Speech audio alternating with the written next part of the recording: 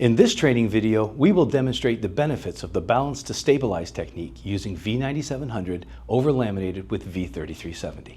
Before explaining the balancing to stabilize technique, we need to emphasize the importance of identifying and properly preparing the areas you need to balance, like edges, corners, hinges, small grooves, and gaps between vehicle panels.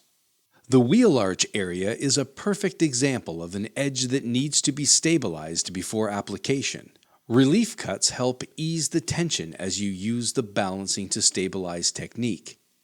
With the heat gun on high, move it slowly, making sure that the edges relax or roll slightly before you continue along the edge you are balancing.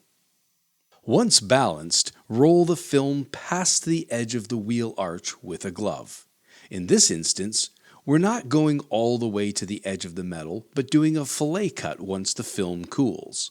Make sure to keep some tension on the excess film for a clean cut. Finish the edge by post-heating, which includes reapplying heat and pressure, your wrap glove following the heat gun. Another good example is this gap between the fender and the headlight.